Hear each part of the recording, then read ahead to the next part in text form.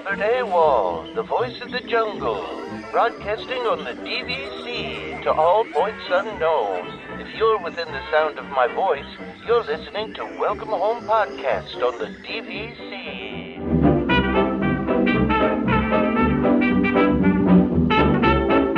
Hello and welcome home. This episode of Welcome Home is brought to you by DVC Rental Store.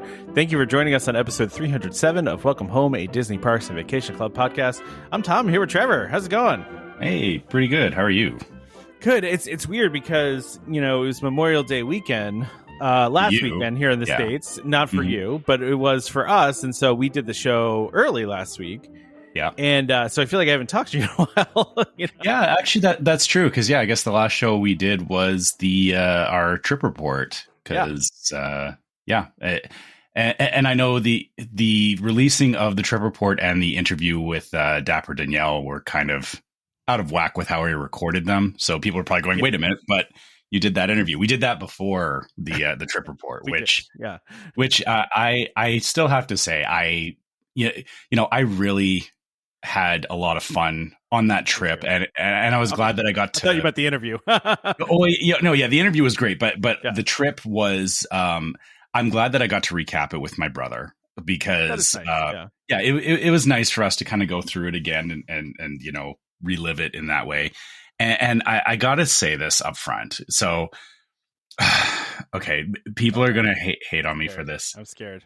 I am really much more interested in Epic Universe right now than I am in Disney stuff for the moment. And so let me just qualify that. I'm not saying that I hate Disney or anything. It's just the Epic Universe stuff is very new and shiny.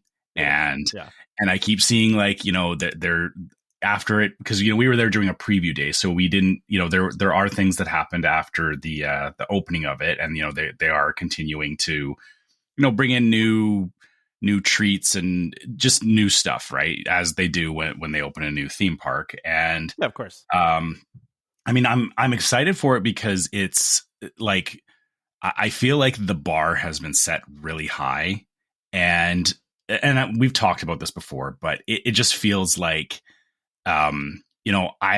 Disney is paying attention. Like I know that they can't be ignoring that kind of stuff. And, everybody's saying like, oh, this is going to kill Disney. No, it's not. But I seriously hope that because of the stuff that I've been looking at there, that, we've seen all the things about like the new Monsters Inc. land and Cars and like all the things that they're doing around the parks. Yeah. I just really hope that I'm as excited for those things when they come about as I am for Epic Universe right now. And I'm just putting that out there. They have a really high bar to meet. Yeah, I mean it's tough though too, right? Because it's like, it's probably a lot harder to get excited about one small land in a corner of an existing park than it is for a whole new amusement park, I mean, yeah, except like I kind of looked at the park as like the individual lands all had their own merits to them and their own wow factor. Looking at each land separately, they all had, like, if they were released as just individual lands, I still would have been just as impressed as I was. Oh, sure, yeah. Just, hitting the whole park at once is the thing. Sure. They did put some love into it, and you can see it. So I know, like, Disney, like I said, sorry, it's hard because I keep I'm going to be brutally honest. As I'm flipping through Facebook, I've been finding that like when Disney stuff comes up as I'm flipping, it's like, I'm like, yeah, whatever. But then something about Epic Universe comes up and I'm like, ooh, what's this? Like it's kind of backwards at the moment. And it's, and I know you're going, oh, Trevor, stop saying that because we're supposed to be a Disney podcast. No, I mean, look, say what you want. I mean, I guess the thing is if you're traveling to Florida, like seriously, don't ignore going to I mean, the newer Universal experiences. I wouldn't say go to the older ones. No, I mean, you can if you want, but I mean, yeah, I like I said, it's making me really excited for what Disney could do. Because, if Universal is doing this kind of stuff, yeah, Disney should be paying attention. And if they're not, like, I mean, I guess we'll find out, right? It's hard to say how good or how bad the new parks will be, or I shouldn't say parks, but yeah, the new lands, because that's the other thing too. Like, there's going to be a villains land, and Dark Universe really set an expectation for me, sure, on how like a villains area should be. And I know that like the Dark Universe stuff is more like definitely more scary. Oh yeah, they went for way scarier. The villains land's not going to be super scary, I don't think. No, but it can still be cool. It can still be like that. It can still have that air of like intimidation about it, because that's really what it was that you walked in, you were like, oh, this is like intimidating, right? Yeah. So yeah. So from what I've been seeing, they've been having a little bit of a rough opening. I don't know if you've seen these things, but there's definitely and I mean, to be fair, like it is an entire amusement park that's opening, which hasn't happened in like I didn't realize this, but the last actual park that opened was Island of Adventure, and that was over 20 years ago. Oh yeah, that's the first brand new amusement park in Orlando in 20 some years. Yeah, it's that's why it's such a big thing, you know, especially, I mean, because it's obviously great, but also at the same time, it's also the first new thing in a long time. So big thing like this. But man, I thought it was interesting because I saw an article posted that like the first day there was only like 10-minute waits on the first day, and I was like, that's kind of weird. Like all the rides, how they sold the tickets. Well, yeah, but that's the other thing. It's really not that weird, right? Because, you know, even when Disney Worlds originally opened, you know, they had very few people. Like it was the first day did not have a lot of people attend. Yeah, and I think a lot of people stayed away first. People stay away because they assumed that everyone else was going. Like that's the funny thing is that Yeah, I mean, I just saw that there was the past couple days that several of the days all the rides were down at once. But I mean, you know, again, what are you going to do? Like that's kind of what you get when you have you know, a new park like that. It takes a long time to get things to like a good operational level where their uptime is good. But I mean, it's also the problem too with doing super complex rides that are like super, you know, like it's how many years did it take for Rise of the Resistance to get to a consistent level? Because that ride is crazy complicated, and so many of the rides you're talking about here, Trevor, are extremely advanced and complicated. And the more advanced and complicated you get, the more areas you have for it to break. You know? True, and Rise still does run in B mode sometimes. It does. Like, there are parts of it that run in B mode because people do. I haven't been on it, but I know people talk about all the time that you know that it still does have its failures. And you know, to your point about you know major closure of rides. I mean, Magic Kingdom's had that happen in the last year. Like, because what was it? There was like an HVAC thing or something. There was a power outage, I think, wasn't there? Yeah, and it took down like the majority of the park. So it's I think that's a little different though, because that's the power just went out, right? Like this is like the rides themselves are breaking, but you know, it's that you expect that with any new ride, especially highly advanced ones, you know. So that's not. I mean, I can say when we were there, you know, we didn't have any, or actually, sorry, that's not true. We had Donkey Kong break down on us. So, we because that's right, because we waited for that. But I mean, you know, well, and the Harry Potter ride wasn't open at all, right? But that was deliberate. Like we knew before we even got there, like they had signs up saying Curse of the Werewolf and Harry Potter were closed that day. So they were still working on them, which again, you know, is fine. And I don't expect everything to be running and you know 100% operational all the time, because like you said, stuff happens. But it's like I said, it's still just one of these things that, you know, I just looking at all the positive stuff that's come from it is, you know, I hope that gets taken back into the larger like theme park operations community as like, hey, you know, there is room for, you know, the older rides, and, you know, I'm not saying like everything should be done up to the same level as Epic Universe, but the new stuff that's coming, you know, you have an opportunity to really do something that will make you go, wow. Like that's the whole thing about it, is that, you know, Disney has wowed me over the years. They still do. I didn't expect Universal to wow me the same way that Disney does. I guess was the thing. So now I'm looking and going, well, Disney, you know, if they can do it, you'd better do it, right? Yeah, So, yeah.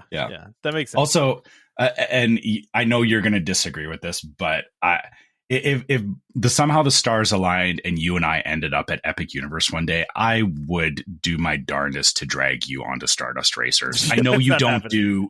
I know you don't do those kinds of coasters, but it's an experience, and that's that's not happening. Come on, I appreciate that you want to try to get that to happen, but it ain't happening. Okay, come on, everybody, get in the comments. Like, no. Okay, listen, there's no amount of peer pressure that's going to change this. But I would love for you to experience Stardust Racers. I could experience from the ground. I could experience from the ground. No. Okay, don't do that. All right, let's actually get into the episode. Well, I had just recently seen an article that they were. I mean, apparently that Harry Potter ride has basically not been open at all. I think they've been having major issues with that one, seemingly. And then I just had to happen to see this article that on a couple days ago. I guess it was the 28th. So that was 2 or 3 days ago. That it was literally everything was broken down. And it's like, all right, well, that stinks, but again, it's going to happen, and but it's interesting though in the internet age we live in though, like. I saw pictures of huge lines for people of like waiting for guest services to get refunds and stuff like that, and there were people like tweeting bad things and stuff like that. But it's interesting how things travel like that now, because it's if a ride was down for an entire day, pre-internet days, pre-social media days, nobody would really know about it, right? Like it wasn't like obviously in people's faces the way it is now, right? Yeah, exactly. Somebody, posts a picture of a gigantic line of guest services for people to get, refunds, and it just takes one influencer with a lot of followers posting, that they had a horrific day at Epic Universe, and that kind of stuff hurts nowadays, I hate that it's taken out of context, though. Of course, that's not right either. Yeah, that's the one thing that gets me is and I know, and I see the irony of we're on here doing a podcast on social media, but I do hate the fact that social media or people will twist something that happened, and again incidents do happen, but it's like they make it sound like Universal, kicked people on their way out the door. Like it's just ridiculous how people phrase some of I think they also created this problem for themselves a little bit though too, because of the way that they were selling tickets, right? Yeah. Like the fact that you could only get the one day there means that if everything's broken down on one day, then you're just your trip is ruined, but like you don't get to do anything. There's zero opportunity, and I mean we had the same thing. Like when we bought those tickets, it was a single day ticket, and we were saying the same thing. Is it's like I hope things are working, because that's it. Like we get one shot and that's it, right? So I mean, they're purposely throttling the crowds, which I understand, and that's what you should do. I mean, that's the smart thing of them to do. It just, I mean, it's not a great look. But I mean, again, it's to your point, Trevor, right? Like people don't, and I listen. It's thanks for people who had their one day that they were going to be there ruined by all the rides being broken down. But people also don't necessarily understand, and I'm not saying I'm a theme park operation expert or anything, but generally people don't understand that these things, when you have very technically advanced rides, a lot of times, first of all, they're not ready when they launch, right? They're really not. Mm-hmm. Right? Like that data set ahead of time, they rush to get there, but it's probably not fully there sometimes, right? And sorry, just to add to your point, there is, the reason they were doing previews is for that reason, rides need to be load tested. Like sure that it runs once is different than it operating for multiple times throughout the day, and with all kinds of people coming through. Like they do need to test these things, and it's not just it's ready as soon as they open the park. Sorry. No, that's exactly it though. Like people don't really realize that that's how things work. It's just like, well, it's opened, it should work.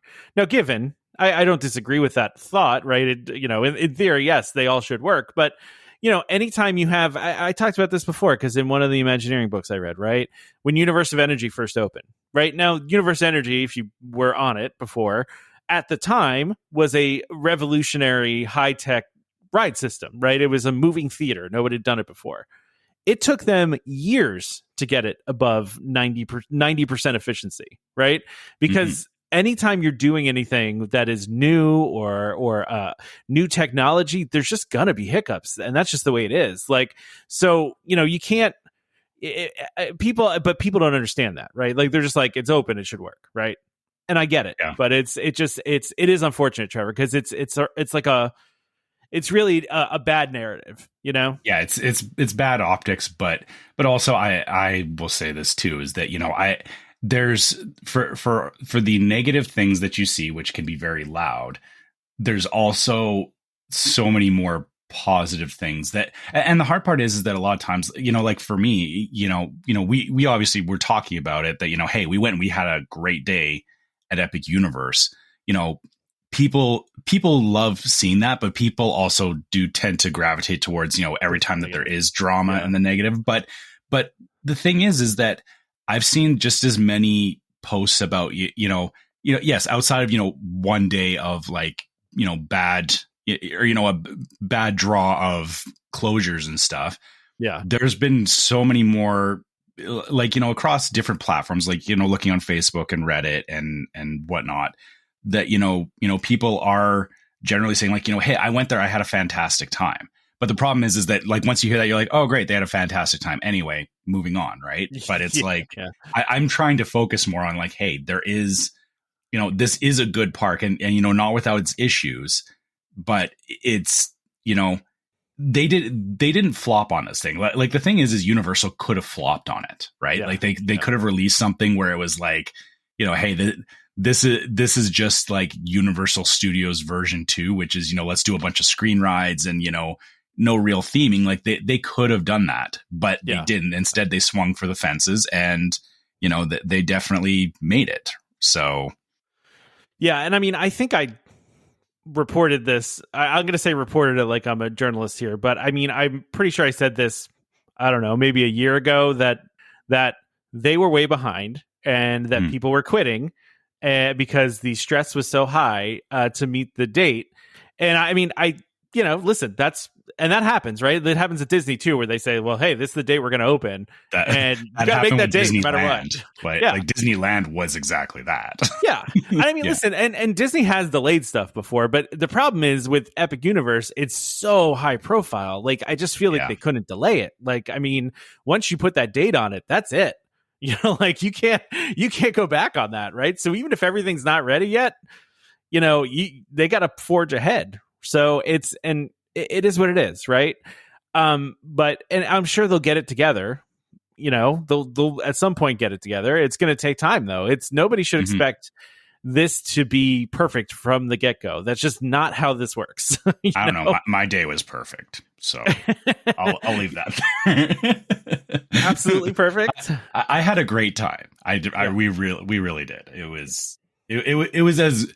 But I guess the thing is maybe this is also where to talk about expectations is, I didn't go into it with any expectations of, even getting to ride the rides I wanted to ride. Like I said it up front that I was like, I really hope I can ride Stardust Racers, but I also was like, hey, it may not be open when I get there. And, I guess, when it comes to theme parks in general is that, there is a certain level of, I guess, is entitlement the right word? Maybe. I don't know. Entitlement. Yeah.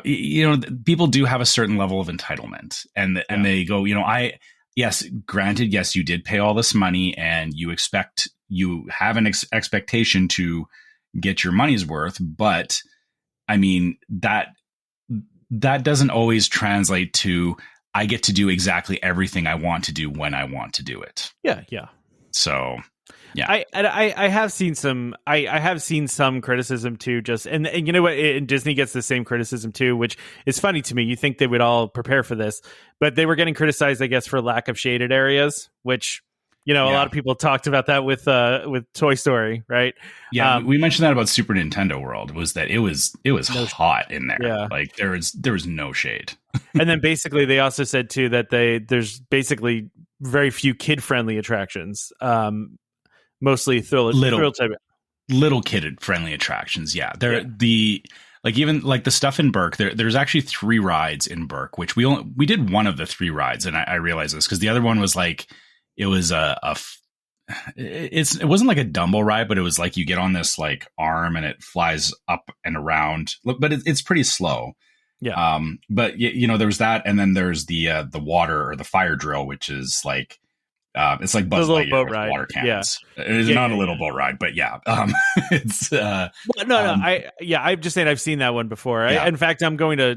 So we can talk about this in a second. But yeah, yeah. but the thing is yeah, like that stuff. Like Burke definitely it's geared towards kids. But you're right. Is some of the rides are not like it's kind of weird because they aren't. Or the stuff for like little kids is definitely not there. Like if you're, I would say like the minimum age to have a good time there is, I want to say 7 or 8. Yeah. Okay. Which for families that like I see where that can be a detractor that, if you're planning to go there and you have like, younger kids, toddlers and whatnot, there is areas like there is areas for them, but it's not like Disney where it's like the entire park feels accessible to them, right? Yeah. Yeah. I think about my own daughter and just like seeing all the rides they have there, and I'm like, oh, there's like 2 things she would do. Right. Yeah. Right now. But in a couple of years, I think she would maybe. I think her and your wife would probably enjoy most of the. My wife would enjoy all of them. You could be the bag holder. So yeah, I would enjoy most of the things there too. It's just but yeah, I also saw a thing too talking about that Harry Potter ride that I guess there was like they removed part of the ride because I guess it was causing a lot of problems. Interesting. Yeah, I guess there was supposed to, I don't want to do a spoiler thing, but apparently there's like a drop sequence that was in it, and I don't know if it's like a drop like they had on so you haven't been on Rise of the Resistance, but there's a part of Rise of the Resistance, spoiler alert, where you're on like a simulator base, you're almost like on Star Tours, and the entire thing drops a couple stories, right? And it kind of sounds like that's what Hagrid's does something like that. They have a drop track. Yeah. They have a drop track. So yeah, but it seems like they apparently have eliminated that. So I don't know. Interesting. Yeah, I don't know. Maybe that was. Yeah, I guess the good thing is I didn't get to ride it, so I don't even know what I'm missing at this point. I mean, the queue was amazing, but the queue alone was an attraction, honestly. Like, yeah, well, I've read a lot of people that have been on it actually said that the queue was better than the ride. So, yeah, the queue does look pretty cool. So. I realized we just spent 20 minutes like going back into Epic Universe stuff, and I apologize for that. That wasn't. It is really your fault. It is. I know it is, but I need to get that off my chest about Universal. Is that I'm definitely not. I was just like all about Disney before, and Universal has made me realize that yes, there are good experiences out there that are not from Disney directly, but. I guess I still have a certain level of like immersion and expectation, all that Universal met it for sure, but that's just making me want more from Disney. Yeah, sure. I get it. So yeah, I get that. Let's leave that there. And I guess for anybody listening, if you've been to the new park, let's hear it too. I want to hear what people think in general. So a couple of things before we can do the DVC tip first if we want to. So yeah, we got a tip from Laura a couple weeks ago, and apologies, Laura, for just getting to this now. And we've been doing all sorts of weird, crazy shows. Busy, but yeah. Yeah. So you can send us just as a reminder, you can send us your DVC tip or a trip report, and you can call us at 833-WHP-TIPS, or then that's 833-947-8477, and leave us like a voicemail, and we'll just play it on the show like we did. Was it last week or a couple weeks ago with Jeremy? Whatever it was. Yeah. But this one was actually an email that came in. So from Laura on a tip. So I don't know, Trevor, you want to read it? Sure. So Laura says, I've been listening for a few years now and really enjoy the podcast. Here's the situation. I have 7 small contracts. Oof. That are all at the same resort and use year. 2 are direct. I've always saved the direct ones and banked them so that I could at some point make a reservation for Riviera or something like that. So makes sense. She's using those to prioritize because of the resale versus direct stuff. I recently used my 2 direct contracts to buy annual passes for the family. Side note, I had been had my holding points been direct, I could have used them to purchase the annual passes, and likewise use the banked and borrowed points for the annual passes. Sorry, that's a bit confusing. With Membership Beyond. Membership Beyond. Okay. All right. So that's an aside. She had 15 bank points to use in a current reservation that wasn't using them. So she was modifying the reservation. When she went to modify it, it showed that the contracts that she had used were locked in the order that they were used. So she had used some of her non-direct or resale contracts to make the reservation. But the reservation, she went to modify, but it said there was no more points needed to complete the reservation.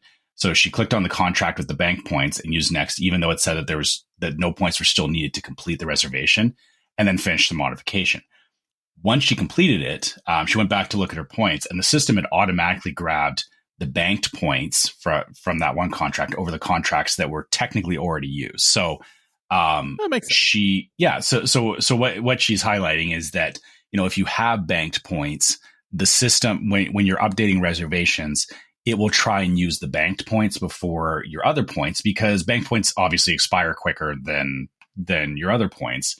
But it's smart that, technically the system didn't have to go and do any modification to her reservation, but it did. So that's a nice little thing to know, I guess, if you have multiple contracts that you're dealing with and you are dealing with banked points, is that you can go in and if you have a reservation, you can go in and modify it to use up the banked points first so they don't expire, and then keep the rest of your points still in your contracts as they are. So it's a nice thing to know. Like I said, I don't know. I mean, I guess even for me, like, I only have 2 contracts, but I could see the same thing happening where if I have one banked and I'm trying to set something up, it's good to know that with the banked points that we can use those up first, right? Or that the system will try and use them up first. So that's a great thing to know, Laura. And thank you for sending this in. Yeah, so send us your tips or your trip reports. We're happy to read them in the show or play them on the show. We do prefer audio because it is kind of nice to hear it in your own voice. And Laura, I thought about turning you into an AI voice, but I didn't want to do that to you. So let's not. AI is cool and all, but let's not get down into. We're an audio show though, so it's that's fair. Okay. So I do want to talk about a couple of things. So first of all, I'm doing my, Damon hasn't done Damon detours in a while, but I'm doing a Tom detour next weekend.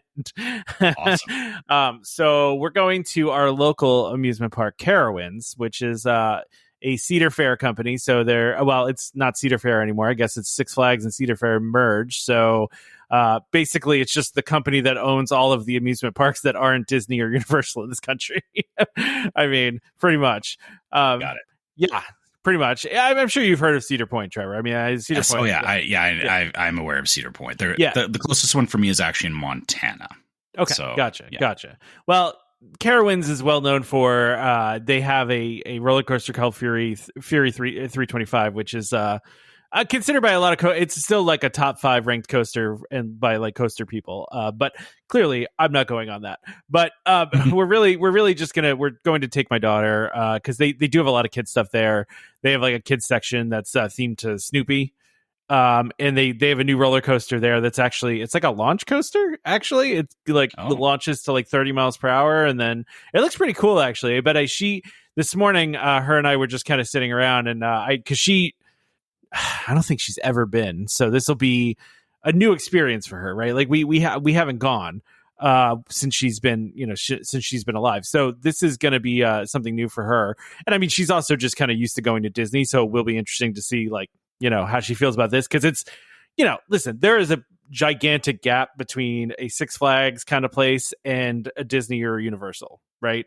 It's a totally different experience. The theming is just not as there, which is fine, right? Like they don't need to go over the top. So I can give you a bit of a preview to probably what you're going to get for a reaction. What do you think it is? So we did kind of the same thing with my son. Was that his very first like theme park was Disneyland, And then we went to our local theme park, which it's this small place called Callaway Park, which, I'm sure people figure out I'm in Alberta. So Callaway Park is exactly that. It's a very small, used to actually be sponsored by Hanna-Barbera theme park. So they actually had like Flintstones theming and all that kind of stuff throughout the park. But over the years, it lost the Hanna-Barbera stuff. And so they've made choices along the way, which, have led to it being not, or it wasn't bad, but you could definitely see the difference, like you said, between that and a, like a Disney or Universal or something like that. And so we took my son, I think, a total of 3 times to Callaway Park. And then he actively turned to us and said, I don't really want to go back there again. It's like, I would rather you guys wait and take me to Disneyland. I mean, that very well could happen. This is, we just wanted to take her there, right? So totally. Yeah, absolutely. It's good for her to experience. We got to keep her entertained on the weekend. So, but looking at, so they have 2 new rides in here, Trevor. So one of them is that launch coaster I talked about, but the other one, you were talking about the boat ride that's at Epic Universe. It's the same boat ride. Is it? Yeah. So this is Charlie Brown's River Raft Blast. I'm looking at the website right now. It's a splash battle. So there's this standard off the shelf splash battle ride thing that is made by Mack Rides that they have at Legoland. They have it at a bunch of different parks. They just theme it, depending on where it's at. And so this one is the same thing. It's just Charlie Brown themed. So yeah. Actually, it looks a little different because it looks like you're actually going against other boats. Where you are. Fire drill is you're just shooting at targets. Although you can mess with the other boats, but you're not directly like shooting at them. Yeah. So I think the one at Legoland you can shoot. I think you shoot at targets and other people too. So, but yeah, listen, it looks fine. We'll probably do it. I don't know, but this other one looks pretty fun too. The railway one. Again, it's a kid coaster, but it does go 0. It's a launch coaster that goes up to 31 miles per hour, which is not terrible for a kid's coaster. The other thing they have at Carowinds too, which is pretty neat, is they have a kids wooden coaster, which I feel like you don't see a lot. Oh, that is interesting. Yeah. So I showed her. So this morning we watched YouTube videos of all of them, and she was like, all right. She's like, I think we can do all those. They actually also have a suspended kids roller coaster too, which is, again, you really just don't see that kind of stuff either. So, but yeah, it's funny because when you pop this up in Attractions Magazine, it actually even says in the article, this attraction is similar to Fire Drill currently under construction at How to Train Your Dragon Isleberg. So, but yeah, it's the same kind of thing. They have that particular kind of ride made by Mack Rides at a bunch of different places, which is, again, it's fine. And for parks like this, it's the perfect kind of thing, especially down here in the South where it gets crazy hot in the summertime. You need those water rides, even. You do. Even Blutos, which I grossly underestimated, you do need a wet ride to cool off in the middle of a day. 100%. So yeah. So listen, we're excited for that. I like Carowinds too because they do have like a few classic attractions like the Scrambler, which I love the Scrambler. That's always a fun thing. And then also they have one of those. Depends on where you go, what they're called, the Himalaya or the Music Express. Yes, so they have one of those too, and those are always fun. So yeah, we're excited. We've been to Carowinds before. It's just been a long time. I think my dad is going to come with and my stepmom, but it's my dad is like a crazy Daredevil guy, right? So like my sister and my dad are the same, and I'm like my mom, where I don't like as many crazy things, but my dad will do anything. But he's gotten a little older, and so some of these things are hard to go on. Yeah, my dad is the same way as well. That the last time we went to Disney with him, he was down to get on some of the rides, but I think it was after we got off Space Mountain, he kind of was like, I need a minute because he was. Well, yeah. Well, and here's the thing: my dad will still do it. Whether my stepmom will let him do it is another question. So, but here, Trevor, if you look up Fury 325, Fury 325 is my wife's been in it a couple times and she says is extremely smooth, right? So I think we could probably get away with that. But I mean, it's a 325 feet tall and it is goes 100 miles per hour, and it's it is still considered a really high level coaster. And whenever I'm on the highway, I can like literally see it because it's so tall. But it's a chain lift too. That, I mean, yeah, I guess that means it's like, I guess I forget how spoiled we are by magnetic launch coasters nowadays. Oh yeah. Seeing an actual, but I guess it's a fast chain lift though. It's a faster one. Space Mountain's a chain lift as well, but I forget that sometimes. But yeah, the chain lift on it moves a lot faster though than the old one. So it's just weird to watch because I forget. Like I was kind of expecting it to like launch, and it's like, oh, it's actually like climbing the lift hill. So I'm watching the video right now as we're talking about this. Clink, clink, clink, clink, clink. You know, you get the clink, clink. Yeah. So anyway, we're doing that. Okay, yeah. We're doing that next weekend, so that should be a lot of fun. Last weekend, though, Memorial Day weekend, I had my sister and my brother-in-law in, and they were determined to convince my daughter to go to the movie theater to see Lilo and Stitch. Okay. And my daughter has not been to a movie yet, and we have been trying to convince her to do this forever. In fact, she doesn't typically even let us watch movies at home. She's just doesn't really like movies, which is crazy because I'm a huge movie person. But you know, it is what it is. But anyway, we convinced her and we went and we got to go see Lilo and Stitch, which I thought was great. And you know, obviously had the biggest opening ever for a Memorial Day weekend for a movie. I mean, listen, it was really good. They made a lot of changes to it. A lot of changes. I've heard that. So, but you know what though? I didn't think any of them were really all that negative changes. You know what I mean? Like they did some new things in it. They told the story in a different way, but the core story is still there. You know, they just did some different things, and I understand why they did them a little bit differently. Like it makes sense, but it was really funny. I mean, you still had the, you know, emotional moments in there. Like, you know, that is one of those movies that if you're not tearing up while you're watching it, I don't know. Yeah, you know, yeah. I mean, even the original one definitely like did that, and I actually felt like they made it more positive and less tear up. You know, like it. I felt like they didn't quite hit you in the gut the same way they did in the animated, where like Stitch was like with the Ugly Duckling book. No, I mean they still hit you with it. It's just less. They don't hit you with it as hard, and they do hit you with different stuff in it. Like the story's different, the ending is different. It's still generally the same result. You know, they switched up and they did some cool things. Like they, you know, the social worker in the original, right, was what's his name? I'm forgetting his name now. Gosh, whatever. They changed the social worker out to be Tia Carrera, who was the original voice of the sister, not with Nani. Yeah, Nani. Right. So they had her. They kind of put her in like as a. I like the fact that they brought in cameo, but like. Yeah, she had a different role. It was a new role. You know, like they created a different character for this. I also have to say, I'm shocked by Disney's restraint in not having Alani somewhere in the background of this movie as Lilo's running around a resort, right? Using resort resources in Hawaii. I'm like. I'm sitting there. It could have been an easy like ad for Alani. I was waiting for it. I'm sitting there and they're like, oh, they're at a resort. Lilo's like taking advantage of like a hot tub, pretending like she's a guest there. And I'm like, if they pan out and this is Alani, I will not be in any way shocked. You know what I mean? Like, but you know what? The funny thing is that I can see why they didn't do that because they don't want to imply that, hey, you can sneak into Alani and use the hot tub, right?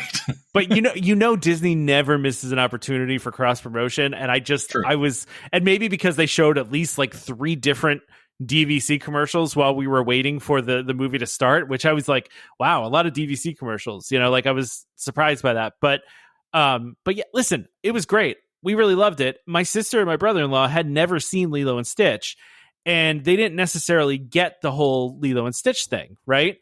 And afterwards, my sister was like, I understand now why people like Stitch. Ohana means family. Yeah, she's like, I understand now why Stitch is so popular. And somebody posted, I forget who it was, and I apologize for not giving you credit, but somebody had posted, and we talked about this in the show, right? Like why I thought Lilo and Stitch was going to be incredibly popular. Because Stitch by himself has been popular for a long time now. Like even if people hadn't seen the movie, they like Stitch. And I mean, the proof of that was, it was posted in our Discord. Lilo and Stitch merchandise just last year, made, what was it, $2.4 billion? $2.4 billion just in Lilo and Stitch. Movie. Without a movie. Yeah. I mean, that is insane. Right. So of course Disney's going to make the movie, and of course it's going to be successful. And I mean, the movie brought in it's probably going to be another one of their $1 billion movies, that the live action remakes that they did. But I'll tell you this too, Trevor, when we were at the movie theater, I mean, they were selling merch there too, right? We walk up and they had a package where you could get this, almost like it was like a Stitch pail that they would fill with popcorn. And they would also had this really cool cup, one of those reusable cups that had like a dome lid on it, and it almost like a half a snow globe basically, but it had like a little scene of Stitch on the beach in there. And then also Stitch ears came with it too. So literally Stitch headband ears. So we were like, this is awesome. But I'm like, Disney's going to sell a ton of merch just from the movie alone in the movie theater, because we bought all this stuff. And it's sorry, that doesn't surprise me at all, because even though my son was not watching the movies, and we've talked about this before, he was a fan of Stitch, just the character of Stitch. He was not I need to watch the movie or even the TV series. He was we offered it to him. We're like, hey, we can watch this, and he was like, no, just I want Stitch. He had a bunch of Stitch plushies growing up over the years. He liked the Stitch merchandise. We got him all the t-shirts, all that kind of stuff. And he would love, whenever we would go, when he was younger, he would always be looking for so keep in mind, this is a kid that meet and greets were not his thing, but if Stitch was there, he was we're lining up for this. Yeah, I get that. So yeah. You're right. Stitch is such a weird phenomenon in that the character or outside of the movie, the character is just super lovable, so popular. People just fall in love with him just of his own merits, which is crazy. But then like you said, now the movie is there, it's going to rekindle that. And yeah, I haven't watched the movie yet myself, but we will at some point. But the way that they did him in live action, he still has that and I guess you could probably verify this for me, is he still has that playfulness, he doesn't seem overly the live action stuff. They can sometimes be too or hyper realistic to the point where it's this doesn't look right. He still has that his character to him, right? So I thought the CGI in the movie it was one of the, I don't want to say one of the best, but it was probably one of the best I've ever seen combination live action animation, because Stitch was very believable. He looked great. He didn't, because you remember for a while, and this used to drive me nuts, when people were on social media, they were, circulating this picture of supposed live action Stitch years before they even announced the live action movie. It was like this strung out. It was hideous. Yeah, but it wasn't real though. And for some reason, the internet thought that this was the thing that Disney came up with. Yeah, which it wasn't. Some artists came up with it and posted it, and that was fine. But obviously, that people probably still think that, and they're like, oh, well, they obviously fixed it. But it's no, they didn't. It just was never that in the first place. But everything I thought looked really good. I will say, so let me go back. So Dan K was the one that shared that information about the Lilo and Stitch merch, and it was 2.6 billion, not 2.4. So again, it's nuts. That's literally top, 5, maybe even top 3 in most popular IP for Disney. So it's crazy. Anyway, so yeah, go see the movie. It was great. I need to ask you this. Yeah. So, okay. Yeah. This is probably I don't even know if I want to ask this, because I heard, this is social media betraying me. You never know. Is that it sounded like they changed the ending of the movie, that they did change the ending. Yes. Okay. The ending of the movie is different. Yes, I didn't take it as Okay, a bad thing. Though. Let's take it offline because I don't want to spoil it Yes. for people. I will ask you at the end of this episode what actually happened because, like, Yes. again, I'm not worried about being spoiled the end of the movie, but I don't want to spoil it for other people. I know some people were upset with the change at the end. However, Okay, I liked it. I really liked what they did there, and I think that they did it in such a way that it didn't detract from the general message of the story. okay, So interesting. Because they also added some things in there that didn't exist in the first one, and this is a mild spoiler, so just flip over this. But so like one of the things they brought into it is when Pleakley and I forget the other guy's name, but when they come to Earth, they have a portal gun that like allows them to make portals from one place to another, and that informs that changes the story a bit as it goes on because it allows them to wrap it up in a different way. So, yeah. So I mean, listen, I like I said, the changes they made, I was okay with because I felt like the way that the story was going and the way that what they wanted to highlight, I felt like it made sense, and it didn't feel like they made changes for like, outside reasons. You know what I mean? Right. Like it felt like they made changes because that's what made sense for the story. So, okay. Yeah. All right. Fair. I'll take that at face value. The only other thing that I will say is I'm a little annoyed, and again, people have talked about this, is that Gone 2 is no longer. This is a big obvious thing. You'll figure it out pretty early on that Gone 2 it does not exist in the story, which he was the main antagonist in the story, and I understand why they didn't try to fit him in because I feel like actually the interesting thing about that when I thought about it was, Gone 2 was this oversized alien that, if they'd done in the live action, it would have been more of just like a CGI movie than a live action is what it feels like. So I can understand. Almost. He's like a strong shark. That's the other thing too. Is I don't know how well you could do like a Gone 2 character without it being like overly intimidating to kids, which is who this is supposed to be marketed at. Like, hyper realistic shark man. That lives in what was that? That DC show that there was the shark character. It was half man, half shark, and I'm totally. I can't remember his name. Gosh, I can't remember his name. But I will say, to your point, though, Trevor, the director did comment on this, and he actually said that that they wanted to have him there. However, it just didn't work. Yeah. King Shark is who I was thinking of. Yes. That's his name. Yeah. Yes. But I'm trying to think of where I'm trying to find the thing. Cause he had a whole quote about this pretty recently because people were mad. Yeah.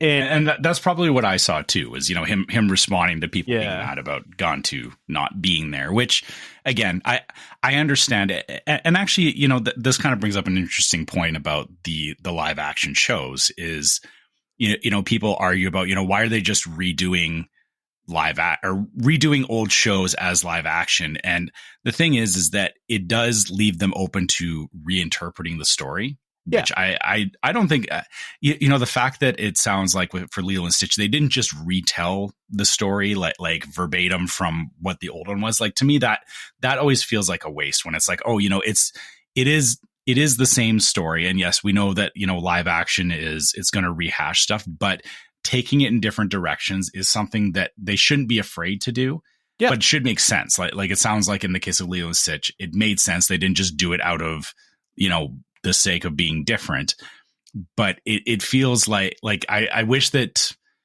I wish that Disney would take note of, redoing live action just for the sake of live action, or pushing it feels like they're just ticking a box for hey, we made a movie this year, versus like if there's an opportunity to tell the story differently or in a I don't want to say a better way, but in a more unique way, that should be the reason for doing a live action remake, not just because they felt like they had to make a movie this year.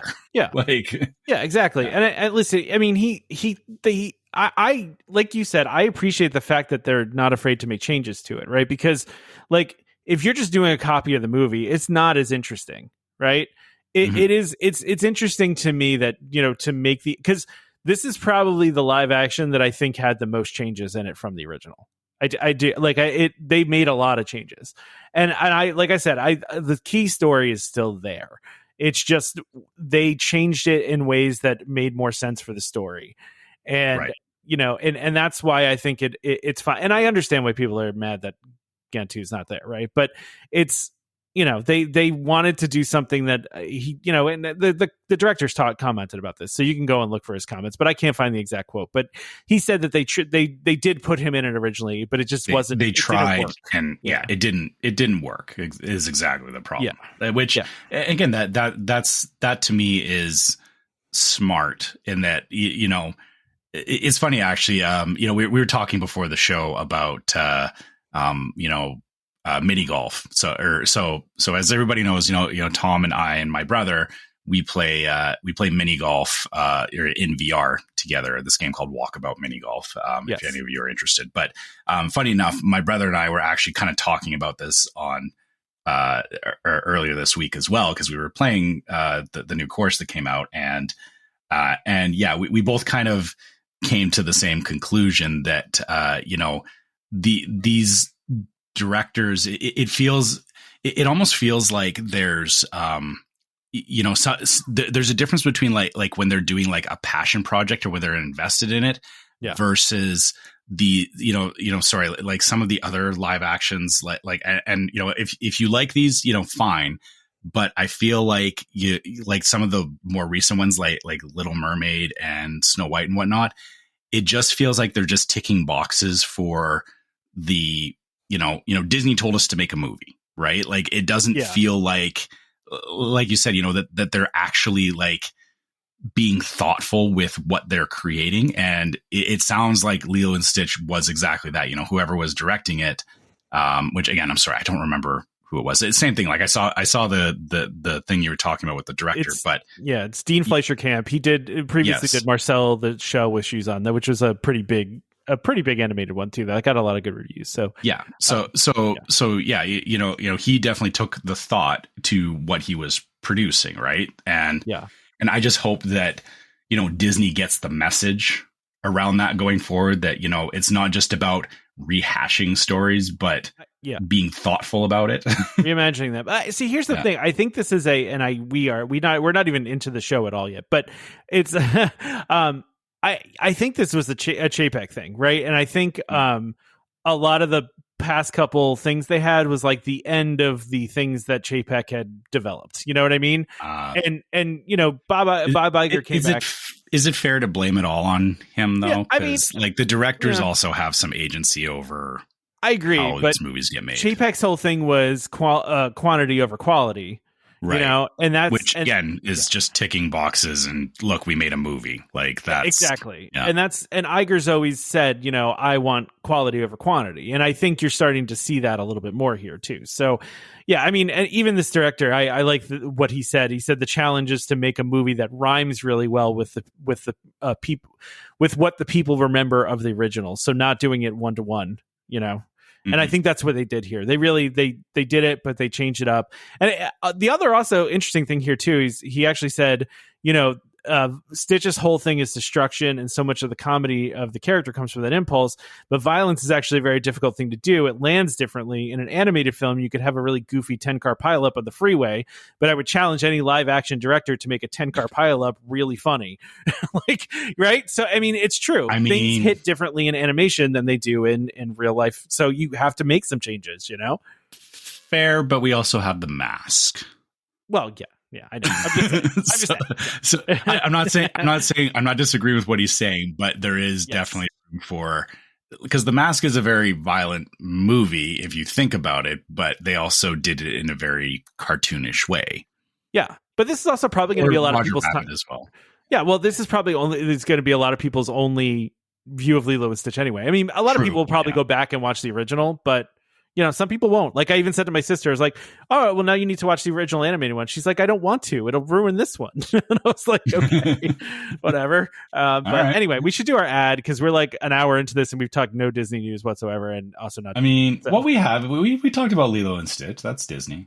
Yeah, it is. Yeah, but this week our show is brought to you by DVC Rental Store, which is a World of DVC company that offers magical vacations at an incredible value.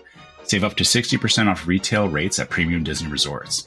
DVC Rental Store now includes deposits as low as 25% at the time of booking, and a built-in cancellation policy for every reservation. As always, DVC Rental Store pays out the most to members looking to rent their points. Want to learn more? Go to dvcrentalstore.com/welcome home or call 1-855-DVC-RENT. That's 382-7368. And when you speak to them, be sure to let them know that Welcome Home sent you. All right. So let's talk about a couple DVC things. So one of the things that DVC is bringing back is Welcome Home Weeks, which is something they did. I feel like they started that just last year, right? That was new last year. Yeah. And it's almost like DVC. It's almost like, when they do the annual pass holder like recognition thing, they're doing like almost the same thing kind of for DVC, where you're getting a 20% discount on quick service meals. Although this one says that this one is only valid at Disneyland resorts, so they're not doing 20% off at quick service at Disney World, just Disneyland. But at Walt Disney World, they're bumping up the discount to 40% at a couple of the table service restaurants, which is that's kind of huge, yeah. Yeah. And now, given none of these restaurants are the ones that Whispering Canyon is on there, okay. Yeah, and also we should point out this discount only applies Monday through Thursday. That's yes. So you got to go during the week, but yeah, and the locations are Hollywood and Vine or Hollywood Studios, Tusker House at Animal Kingdom. House. Yeah. Toledo, Tapas and Steak. Great. Yeah. Tapas Steak and Seafood at Coronado Springs, Boatwright's Dining Hall at Port Orleans, Cape May Cafe at Beach Club. So a lot of different resort stuff and I guess also Animal Kingdom, but then Diamond Horseshoe at Magic Kingdom, which we talked about this in the Discord because after you and I eat at Liberty Tree, yes. Somebody went and had a look, and it looks like Diamond Horseshoe actually has the same menu as Liberty Tree because it's attached to the same building. So yeah, 40% off the food at Liberty Tree. That's pretty good deal. Yeah. And then, like you said, Whispering Canyon's on there. Tiffin's, again, at Animal Kingdom. Wow, Tiffin's. Tiffin's, that's a pricey restaurant. It is, yeah. And then Coral Reef at Epcot. Coral Reef restaurant in Living Seas. And which I actually went to a couple years back and we really liked. Yeah. And then Ale and Compass at Disney's Yacht Club Resort. So, interesting selection of places, which, and again, a lot of these are, like, I mean, they're good of their own merit, but then, eating at them for 40% off, like I'll take that over a quick service. Yeah. They're also doing Mickey ice cream giveaways. So like there's certain days of the week that they'll give away free Mickey ice creams or a fruit bar. They have a magnet. They've got, they're going to have some meet and greets, special meet and greets and stuff like that. So listen, this kind of stuff is great for DVC to do. I'm glad. I always like when they do these kinds of things. And I feel like this was a piece of feedback from members that they wanted more stuff like this. And Disney's really been, DVC's been delivering on that pretty, quite a bit lately, I feel like. And I don't think we mention the dates for the Welcome Home Weeks. It's August 14th through September 16th, 2025. So again, August it's a very hot month, but also going into September, like you said, the interesting thing about this is like a lot of times these kinds of events always feel like they're outside of when I would end up at Disney. Like they never seem to align, but beginning of September is a time that I would probably end up there. If I didn't just have this trip a couple of weeks ago, I would probably end up there in September. And so it's kind of nice that, they are, like you said, it seems like they're kind of listening to their members and offering stuff that is not just like at the busiest time of year or, seems frankly unreachable for most of us to get to, right? Exactly. Yeah. By the way, Trevor, this is a little off the rails, but it's okay. This whole episode has been. Yeah, that's fine. So if you haven't listened to our interview yet with the Dapper Danielle, go do that because it was a fun interview. We had a lot of fun talking to her, and she's very interesting, very nice. But one of the things she said in there, Trevor, was that she has information, and I believe her because she was a former cast member. She does nothing but talk to cast members. She knows. That the Skyliner is on the precipice of being expanded. Right? Like that they're literally in negotiations right now to do it. And so the first thing that came to my mind was, okay, but where? Right? So I have speculation on this, Trevor, because I have been looking at maps, and my wife is like, okay. You're really looking at maps? And I'm like, yes, I'm really looking at maps because I want to figure out how this is going to happen. Right? So you want this is my speculation. Let's get it written down here. Was this is episode 307. So mark my words. Cite this back on episode 307 that Tom said this. So it's my understanding, and I feel like, Trevor, when early on in the show, we had a gondola expert come on the show, didn't we, to talk about the Skyliner before it opened? Do you remember this? Yes. Yeah, we did. Yeah. So I remember at the time him saying that the turnaround station they were building was more like an expansion pad, right? Where they could expand it later on. Okay. So are you talking the station between Riviera and Epcot? That's what I'm talking about. Yep. Okay. Yeah. All right. Okay. I know based on where this is positioned, I think they're going to turn the turnaround station into a transfer station, right?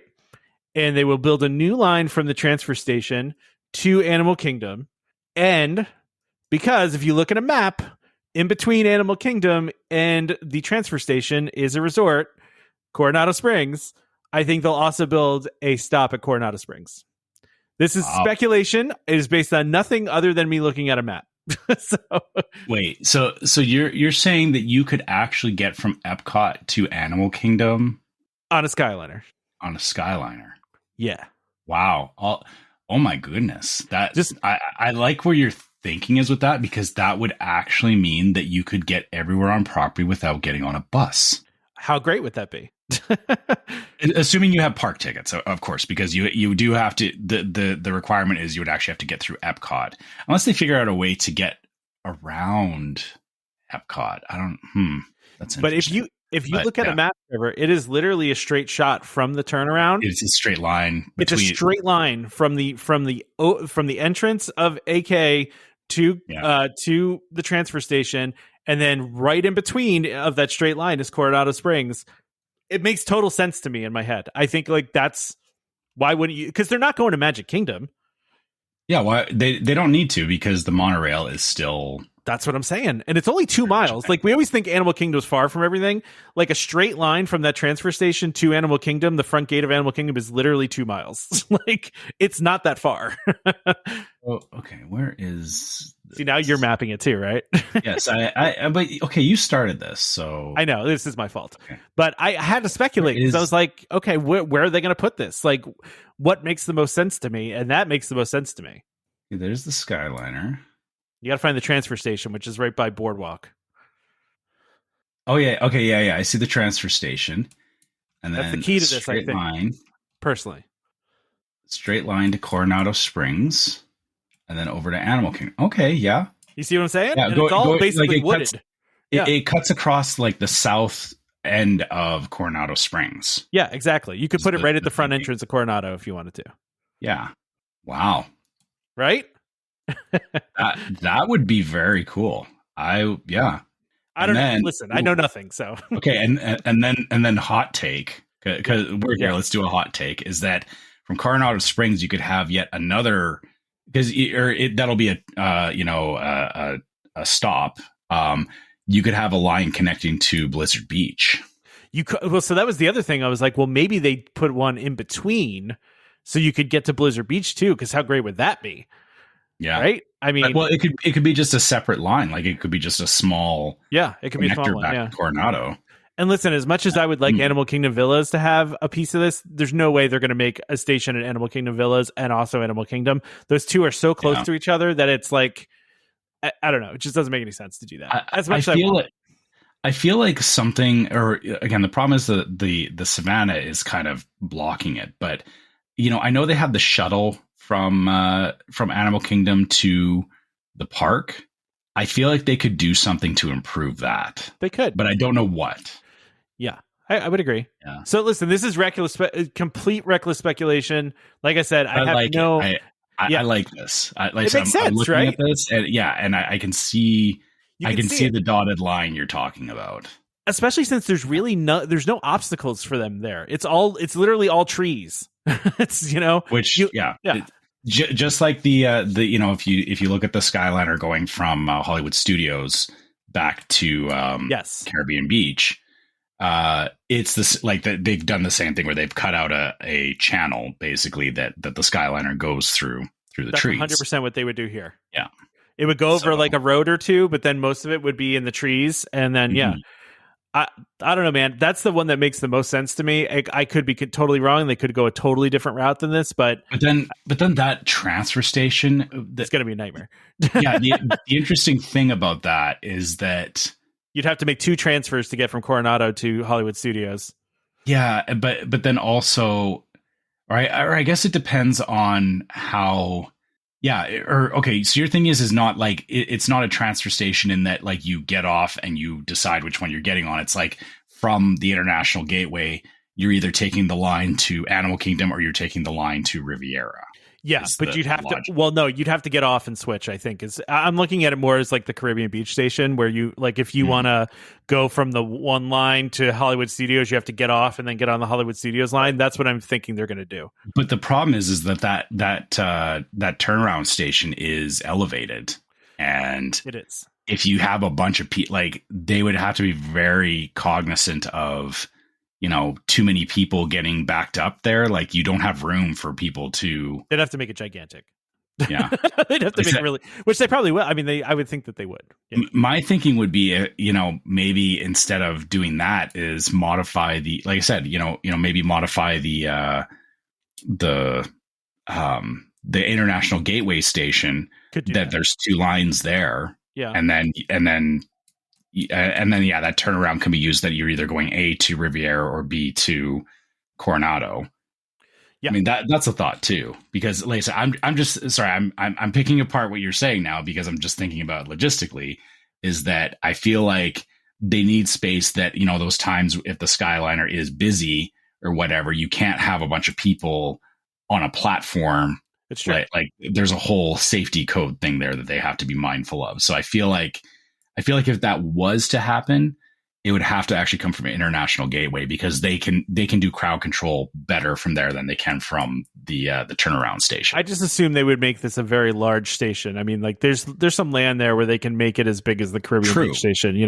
Yeah, you are absolutely right. They could definitely they could do that.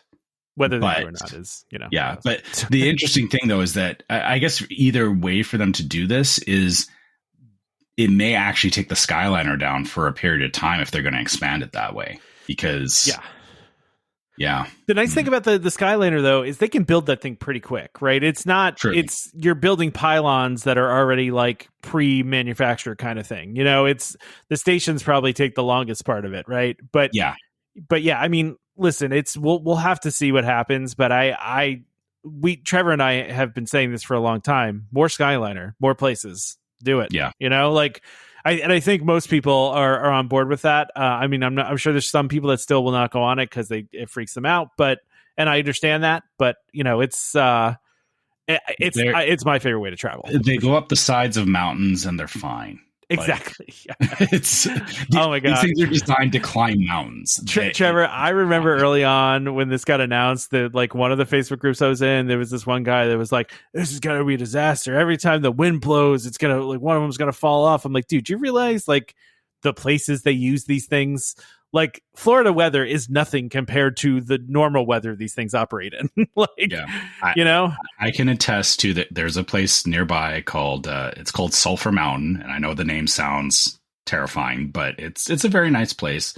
And they have gondolas like this that literally go up the side of a very steep mountain. And when you get to the top, the wind is so insane because of the fact that you're on the ridge of a mountain. Yeah. Like Yeah. the wind whipping through there is crazy, but the gondolas just keep going. They don't care. It's not comfortable for us up there when it's windy, but That's why they do gondolas. Yeah. Yeah, gondolas can handle a lot more than you think. So anyway, so that's speculation. But again, check out that interview. We don't know timing. We don't know any of that. But if I was a betting man, I feel like it's going to be Animal Kingdom. It just makes the most sense.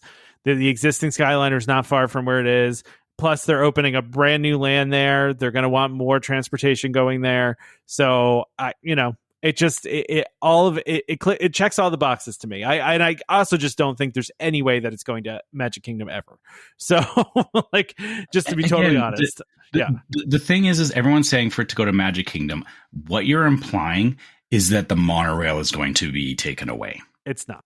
Because but that's the thing, is if they were to do the Skyliner's throughput would be way better than the monorail. And if Disney did expand it out to Magic Kingdom, I'm sure they would be looking to monorail going, well, it's a nice novelty, but it's a lot of maintenance. It's it's way more expensive than the Skyliner. That could actually be justification for them to decommission the monorail. Yeah. And you don't want that. So you don't want a Skyliner going from Epcot to Magic Kingdom or anywhere like Magic Kingdom. Magic Kingdom's fine. Yeah. It's Animal Kingdom that needs it.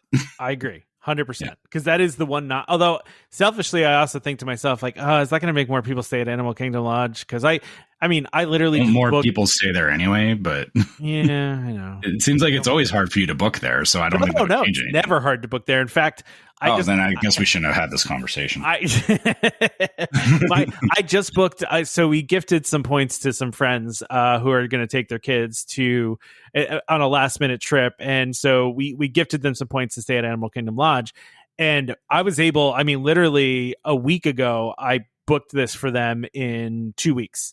So really close out. Now, given it was only 2 nights, so it's a little easier, right? And it wasn't a Savannah View room, and that was the only thing in DVC of all of DVC that was available. So, but yeah, anyway, so $250 cruise. We're all over the place today. That's fine. Yeah. It's fine with me. We're still talking Disney stuff. Yeah, this is still Disney and DVC news. So, and people like when we recklessly speculate on stuff. So, how about we just skip here, Trevor, and go towards like, the last 3 topics. We don't need to talk about this $250 cruise offer. So first of all, we talked about Lilo and Stitch already, but they've been having Lilo and Stitch stuff everywhere. In fact, on Disney Parks blog, you can click, there's a button that says Alien Invasion, and you can, on all of the pages, and if you click it, basically it's the same page, but with Stitch ruining it, which is pretty funny, actually, that they decided to do that. And it's a fun throwback to how, like, they had Stitch, like, causing chaos in the parks and, through various shows and stuff. Like, I remember, like, there's that whole thing with the scene from Aladdin where they're on the carpet and then Stitch rolls up in the spaceship and Jasmine gets in the spaceship with him and leaves Aladdin standing there.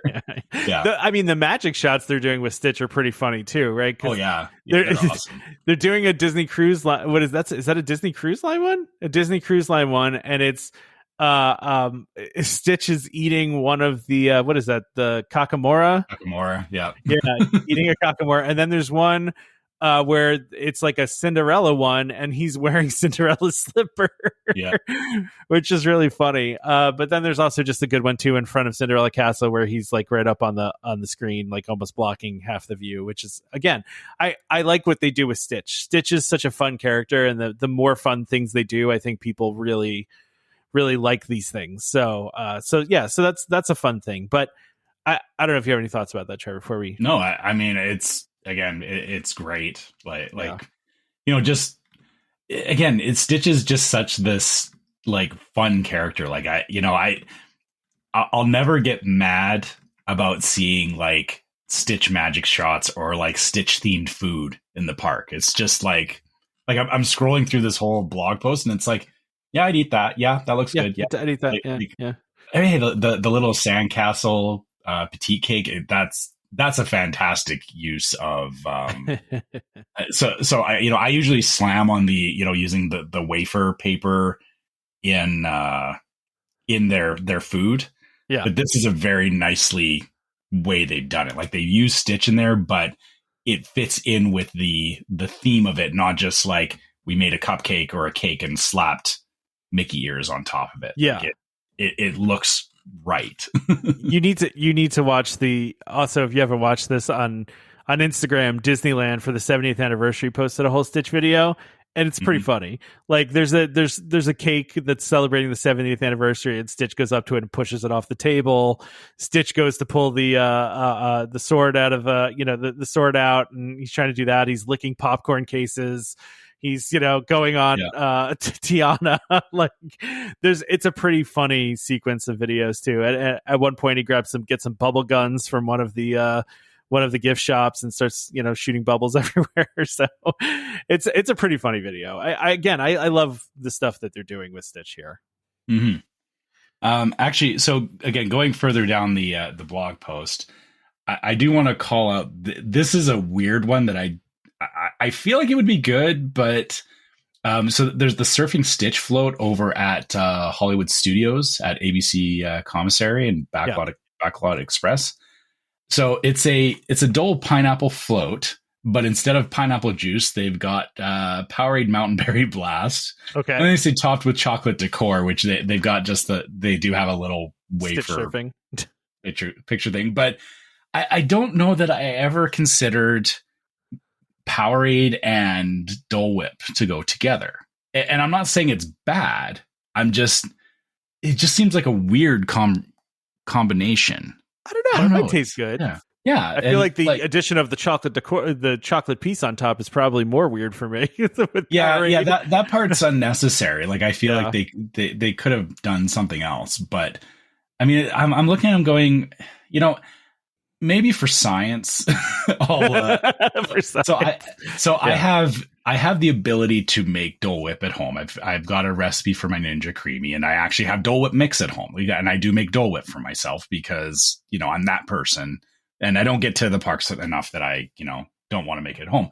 I may go pick up some Powerade and try this. Just to try it. Yeah, and maybe this would be a good tie-in to I don't know if anybody, or actually I would love to hear what people think about this. So we've talked about my wife is helping us with doing posts on our social media, and she's taken it upon herself to do some. I think she does them usually like on Saturdays. Is a food time at home post where she will find like a recipe that you can make at home. And so maybe I'll do this as like a bit of my own food time at home, that I'm going to try and make this Surfing Stitch float minus the chocolate. Maybe I'll just ram a piece of chocolate in it. I don't know, but I want you to try it now.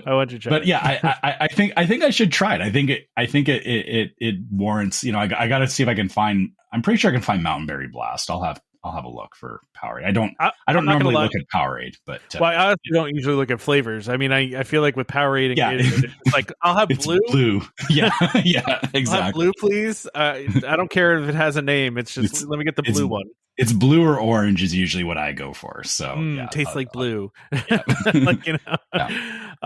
Okay, so I'm going to look into that, but then sorry, just continue on with this. This Hawaiian roller coaster ride. Sorry, I just need to call this out quick. Go ahead, do it. Is the so this is in Magic Kingdom at Anti-Gravity's. Dole pineapple juice, white cranberry juice with a splash of blue Curaçao syrup topped with a flower. Okay. Looks fantastic. It does. Like I want it. And and I would never actually think to like stop at Anti-Gravity's or something like this. So okay. Yeah, anyway, I'm done. Sorry. No, I would agree with that. You're doing food time because we haven't done a food time in a while. I know, but I had to call these two things out because they're in the blog post. So it's not my fault. It's Disney's fault. That's true. It's true. All right. I almost had us do a food time, Trevor, but at this point, all of the food stuff is like a month old. So I was like, let's wait for new stuff. And Food and Wine is around the corner, so that's going to be one. Yeah. Yeah, I was going to say, I feel like with Food and Wine coming up, that's the right time to do it. Yeah, that's the one. So we talked about the Disney Destiny a little bit before about the Hercules show, right? Because they had a piece of concept art showing the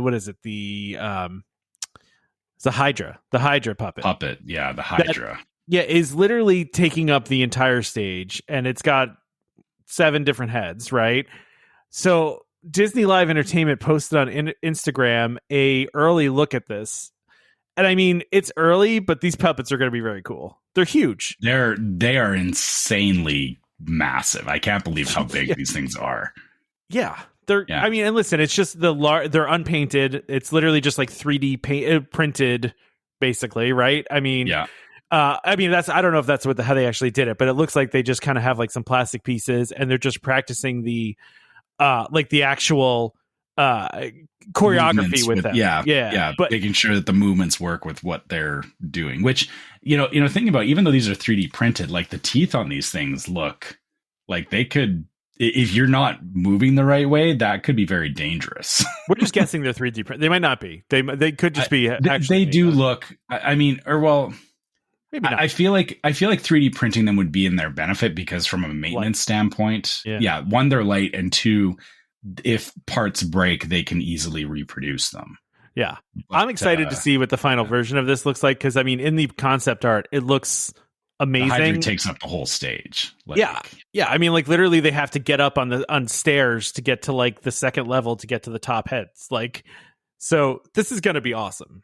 Yeah, and you know what? I know they're doing this on the cruise lines, but I hope that this kind of puppeteering makes its way into the parks more. Like they are doing it definitely with some of the shows, but there needs to be more of this. I agree. Right? Like I actually, I don't know if I know you've been really only looking at like Epic Universe stuff, but the new Villain show premiered along with the new Little Mermaid show at Hollywood Studios, and I've seen some pretty rave reviews for both of them. Actually, I did see that the Villain show did pique my interest, and yeah, you're right. I've seen nothing but good things about it, and it seems like it's some of the stage shows at Hollywood Studios felt like they were not to the level of Disney that I think they could have been. Yeah, that makes sense. Like, sure. Like it feels like a lot of them were like, because I'd watched some of the older ones, and that's kind of where like my thing with Hollywood Studios is like, these shows don't replace like rides as attractions, or they didn't used to, but it feels like, like Villains is definitely, and maybe this is back to your point about the whole Chapek versus Iger thing, is that it feels like Disney is starting to step up again on making a rightfully good, like, wow you kind of show. Agreed. Yeah. And that, from what I've read, people are saying that about both the Little Mermaid show and the Villain show. Apparently the Villain show has a really catchy song, like an original song that they made that I guess is like an earworm, and like that's the hallmark of like a good Disney show, when they have an original song like that and it stays with you, yeah. But apparently too, some of the effects in that show are incredible, because I guess you have live actors working with screens and interacting with them, but I guess they interact in ways like sometimes they're able to walk into the screens and the effect is like really cool. But I also read too about the Little Mermaid one. They have scenes where they have something that's like animated on the screen and it turns into a puppet in front of you and you can't tell how it happened. The transition is flawless. Yeah. And they also have too where they have live action people, either puppets or real characters, interacting with things that are animated in real time, which is another thing. I was like, I mean, how do you do that? But I saw one video, like there was a thing they were showing of Ursula like throwing the like King Triton's like thing, but the trident, the trident was animated and Ursula was real, but it looked real, like she was it was properly cued to like what she was doing. Well, and I guess some of the animated figures that they have in that show too are apparently done in real time with motion capture, like so there's people which is also very cool. Which I know the effect you're talking about, and again it's like next level puppeteering, right? It really is. And I guess it's similar. People have seen like I guess VTubers are a similar thing where people have like digital avatars of themselves, but using it in a stage show is definitely It's funny you're talking about all this, and like I'm kind of looking at it, and it's reminding me of like at a very early iteration of this. Not nearly as impressive. It was Mickey and the Magical Map, which was a show that ran in Disneyland. It feels like they've kind of gone back to, or they've taken notes from that. Like it feels like and I think this has been my problem. Is like the last couple of shows didn't feel like they were really like being innovative with it, but it feels like these newer shows are going back to that kind of innovation, right? Like, combining the digital effects with the live action in a way that doesn't feel forced. Yeah. And listen, I'm not going to say which blog it is, but there is, I think, a well-known Disney blog out there that people know is hypercritical of Disney, right? Mm-hmm. And they loved both of these shows. They had rave reviews and said that this was this and the Moana show on the ship that I just was on and just saw were like a return to form, basically, for Disney live entertainment. Like they're doing things again that are technologically advanced and some like wow moments where you're like, I don't know how they did that. That's incredible. And so that, I mean, to me, if the most cynical of Disney blogs is telling you that it's great, I'm definitely going to check them out. I had no expectations for either one of them, but now I feel like I want to check them out. So, and I love that you kind of circled that back to my, whole rabbit hole that we went down about Epic Universe at the beginning of the show. Yeah. That, Disney needs to wow. And yes, these shows are definitely that. And for sure, hopefully, like you said, more along these lines is coming. Should be. Yeah. 100%.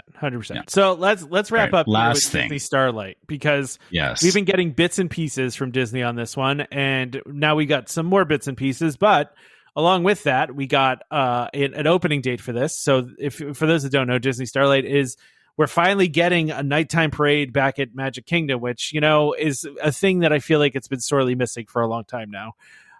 So I'm very pumped that this is coming back. Not coming back, but it's the concept of a nighttime parade at Magic Kingdom is coming back. But Disney Starlight debuts on July 20th now. They've given us a sneak peek they've given us the poster for the parade, which I love when they put out these posters. I'm a huge fan of like the attraction posters and even for a parade. But we also now too have a picture of the grand finale float, which looks really cool. It's like a train, and it's got all of your favorite characters on it, and it's because it's got Goofy's driving the train, of course. My favorite characters. Well, listen, Goofy's driving the train. Pluto's right behind. Donald and Daisy are there. For some reason, Snow White and what is it? Dopey is there. Yeah. They're in like a Seven Dwarfs mine train. Yeah. Cart. They're in like a cart, yeah. And then, of course, at the very back, on the very top, in like what almost looks like a sled, is Mickey and Minnie. But there's also, they posted a video too, Trevor. I don't know if you watched the video, but I haven't watched the video yet. But the behind the scenes video is, first of all, pretty cool if you like behind the scenes stuff. But just the view that they're giving of it, it looks so cool. It looks awesome. Again, talking about going back to these things that they did before, where they really go over the top with the parades and the shows and all that. It feels like they're definitely doing that with this too. And of course, we're going to get a new original song too. It better be good. Because they've said that. Sorry, but they've said this before, where they're like, we made an original song. Enchanted was exactly that, where they were like, sorry, somebody wrote a song and they were proud of it. It didn't hit right. Yeah. It was the problem. So they do have to meet a minimum bar for this. And the hard part is that, having an original song in a parade, there are, or I guess it depends on how well it integrates throughout the parade, because like when I think about, even like the festival, or not the Boo to You and the Christmas parade, though, like they have the same music through the entire thing, but there's sections of it for different floats, and it has variation and stuff, right? So like it can't just be like, if it's just the same thing through the whole show, or if it doesn't work with the floats, like if it's just like, you know what I mean? Like if it doesn't, yeah, they failed. They definitely failed with that fireworks show, right? I'm trying to think though the last time they failed with a song in a parade, because I feel like the parade songs they usually nail it. You know, I mean, yeah, you're right, but I guess there is still opportunity for them to mess it up if that's the case. Because sure, yeah, I mean they're playing it in this video, so you can listen to part of the song in the video. So they have. Okay, so I'll watch this when we're done here and see what. Yeah, it's just orchestral. There's no words to it, but you at least get the vibe of what's going on. But listen, this looks like a really, well done show. It looks like it's. I don't know if I want to call it technologically advanced. I don't know if it is or not, but I mean it's certainly on the level of like Paint the Night, Trevor, as far as like it's giving me Paint the Night for sure, which is definitely good. I'm excited for at the bottom of this blog post they do list all the characters you will see. Oh yeah, they do in order too. Yeah. So it's Blue Fairy, Peter Pan and Wendy, Asha. Wait, that was from Wish. I know, and I don't. Sorry, I guess. Wish is such a like. I wish that they would. I wish they wouldn't push it as much. Like it just. I don't know. Here's the thing, though, Trevor. Wish. They've been developing this for a long time, though, and even though Wish didn't do well, like they probably had already designed it, right? Yeah, they're probably far enough in that they couldn't change course on it, so that's fine. La Familia Madrigal, Mirabelle, Isabella, and Bruno, like that. I'm excited for that. Elsa's in there.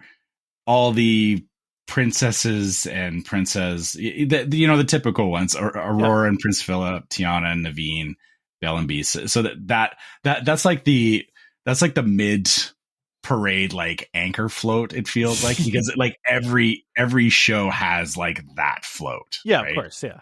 But then after that is Miguel and Pepita, which I really like that. The Coco float I'll be excited for. Moana is another great one. And then, the finale float, which we talked about, which has, all the, Goofy, Donald, Snow White, all that kind of stuff going on. All right? the ones. So, yeah.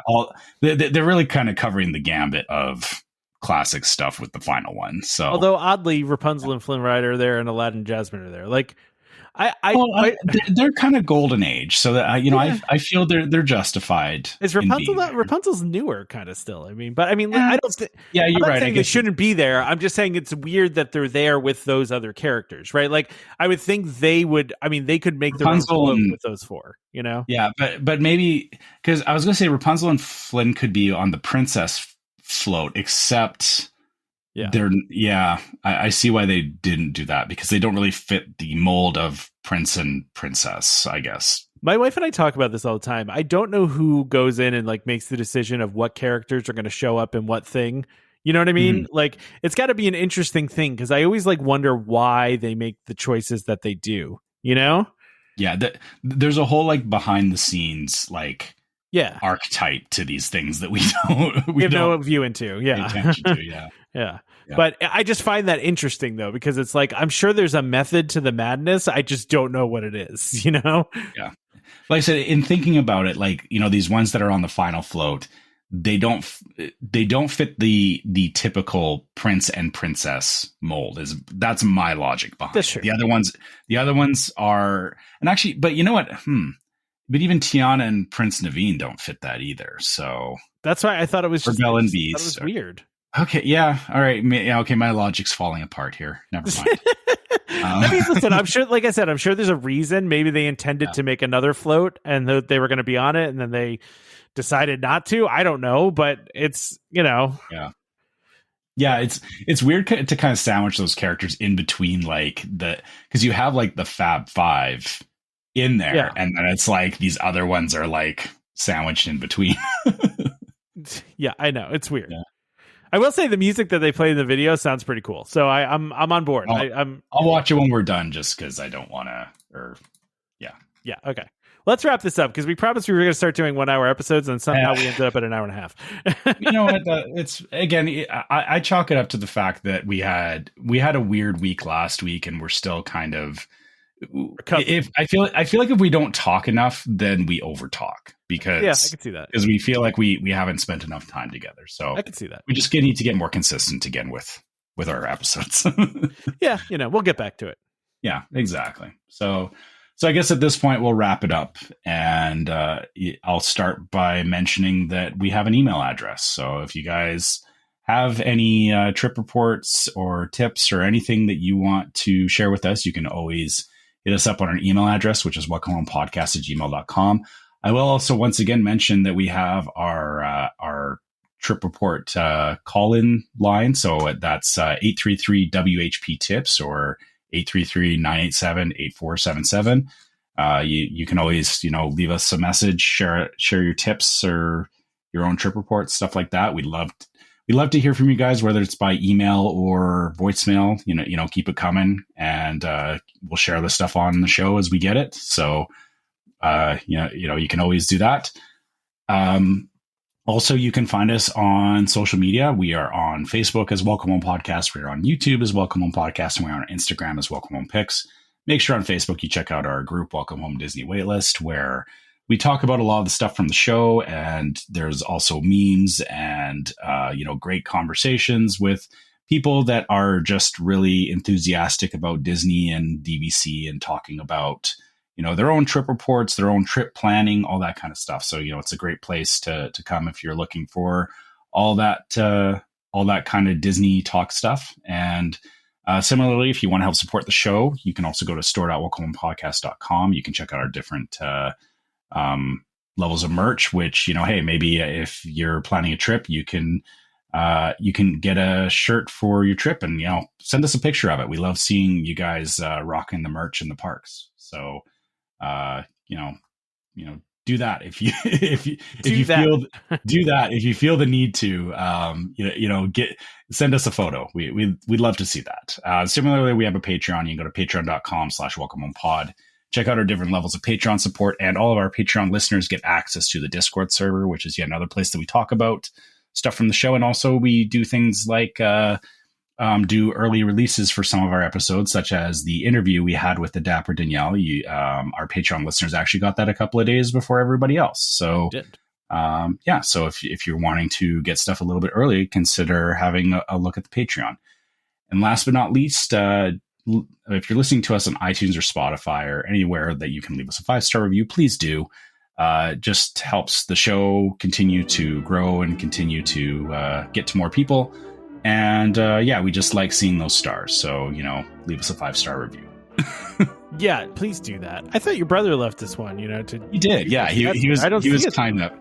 Well, he probably left it and then went back and took it off or something. I don't know. How dare he? He wouldn't do that. No, I'm just joking. My brother's cool. He wouldn't do that. Yeah, he better not have. We need more reviews. So give us a review, please do that. Anyway, also the other thing you can do to make us happy is subscribe to Welcome Home Podcast so you can be reminded every time we release an episode.